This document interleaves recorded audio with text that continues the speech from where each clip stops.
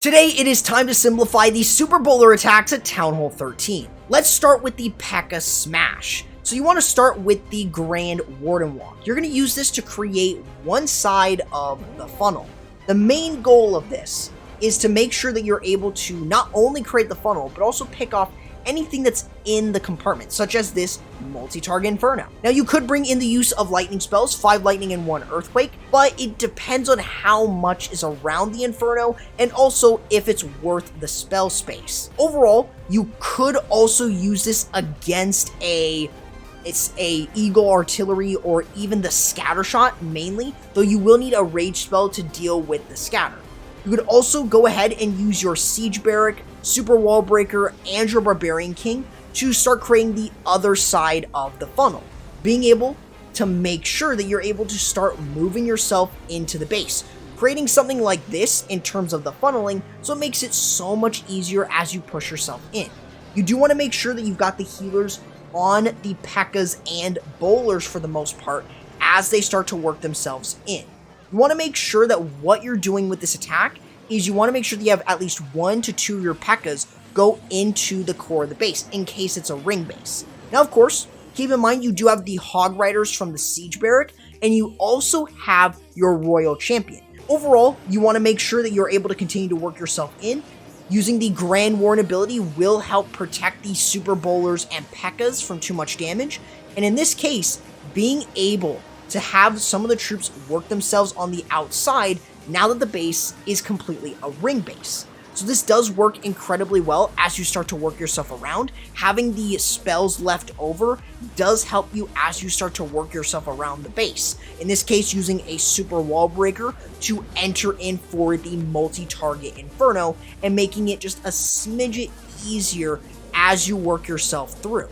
Being able to make sure that you have a jump spell for the back end in a base like this does really help, because overall where he sent everything in was overall like a ring base. So pretty much going around it like a ring is going to be something that you do want to consider.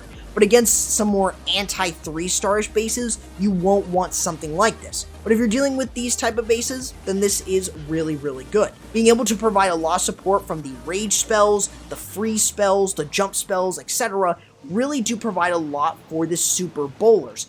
Underneath healers, they do a lot of work, and they can clear through a lot of structures, and you could still use the Hog Riders and the Royal Champion to really help continue the momentum of that Pekka Smash, so you don't earn a time fail. Another option that you have with the Super Bowlers is the Yeti Smash. This is not as consistent, but it's still very, very good.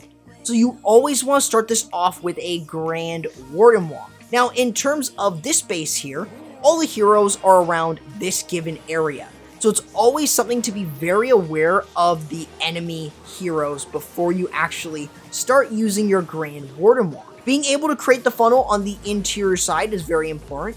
You want to make sure that what you're able to do is to establish a funnel so you're able to get your troops to start working themselves in. So you want to be able to make sure that you're able to clear through some of the defensive structures on the interior side and make sure that you're able to create the funnel. Keep in mind, you do need to be careful of something like this. If your Grand Warden is about to lock onto the Queen, make sure that you do not let that happen or use a freeze. Unfortunately, in this case, he used the Grand Warden ability. It forced the Warden ability, which you don't want. So you do want to make sure that you use the Grand Warden Walk, but don't let the Queen or any of the other enemy heroes pop your Grand Warden ability. Along with that, you could use an Electro Dragon to create the funnel, but you do still want to use a Warden Walk regardless. So then you're going to start creating the other side of the funnel with the Siege Barrack and the Barbarian King to create a little bit of a good funnel. That way you can start sending in your 4 Yetis and your 3 Super Bowlers. You only need 3 to smash through a given base. You don't need 9 bowlers because they are susceptible to giant bombs. So being able to still work yourself through, dealing with 2 single Infernos on this particular base, but using the rage spells as they start to work themselves through, and keeping the healers on the Super Bowlers and Yetis is really important here. Since he does not have the Grand Warden ability, he's at a severe disadvantage. If he had it, you would be able to get through the core quite easily. Overall, you do have Hog Riders and your Royal Champion on the back end part of the base, so while you are dealing with the enemy CC and working through and dealing with stuff like the scatters, you do have your Royal Champion and Hog Riders to start working themselves around and dealing a huge amount of damage going all the way around the base. This is a really consistent way to continue to move your way through. Even though a large amount of the Yetis and the Super Bowlers died out, only having one of each left remaining, you can still clear through a large amount of bases with this attack strategy, and it can work very, very consistently against the more spread out bases where people didn't think that they would work. Of course, they do work against very compact bases, but you do need to keep in mind that you do want to try and keep everything together. You could even bring skeleton spells to distract the town hall and other structures so they waste their shots on temporary troops and not the troops that are doing the most damage. That's just something to consider, but it is a viable option, as you will be able to clear through and crush a lot of different bases with the use of the Yeti Smash. Another option that you have is the Super Bowler Smash, consisting of just the Super Bowlers to smash through. You want to start off with your Grand Warden Walk, similar to every smash attack here. Using the Grand Warden Walk first does provide a lot of really good support for you. In this case, going in for something like the Scattershot here can be a very good and viable option. Of course, there is a Barbarian King there, so make sure that you don't let the Barbarian King lock on to your Grand Warden, or you're going to force the ability way too early. Overall, you want to make sure that if you are going into something like a Scattershot, that you use a Rage spell. It is really, really important, and you will want to make sure that you are keeping your Grand Warden alive. That is why you use a Rage spell as you work yourself in. So using a Rage spell early on, and using that to get through the Scattershot, it's going to deal a lot of damage to you. And dealing with a lot of point defenses cannot be fun, but dealing with the Scattershot using a Rage spell does help, and that way you're able to still get through. Of course, you do have the other side of the funnel. This is by using the Barbarian King and the Siege Barrack for something like, in this case, the Eagle Artillery, so you're able to send in your Super Bowlers into the base. That is exactly what you want. So you want to make sure that you use a Super Wall Breaker to open up the base for your Super Bowlers and your heroes, and you can then start using some of your other spells. Having a Ice Golem to tank is very important early on, and you want to make sure that you keep the healers on your Super Bowlers.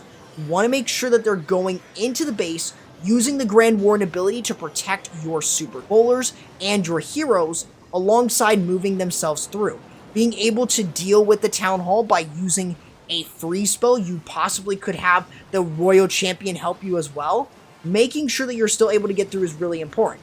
Unfortunately here, he's going to lose a lot of Super Bowlers because the healers decide to stay on the Queen. So you do want to just always be careful of that. This is why this is not a super consistent choice, but it is a very viable one if you can keep your healers on the Super Bowlers, that is. Overall, you still have the Royal Champ that you can use on the back end. You have free spells for her, and you've also got a Siege Barrack that could have some Yetis inside that could provide a lot more on the base. So it really comes down to personal preference. If you want to use Hog Riders, if you want to use the Yetis, it can work incredibly well. Having the new levels for either the Yetis or the Hog Riders really do help a ton because of their HP buff and a bit of their damage buff. So it really does provide wonders for your attack, but you can easily smash with the use of Super Bowlers. So what do you think about the Town Hall 13 Super Bowler attacks? Do you think that they're strong? Do you think that they're a bit more niche and not for you? Let me know down in the comments below. Make sure to subscribe and ring the bell, use code CORRUPT, and I'll catch you in the next video. Corrupt, signing out.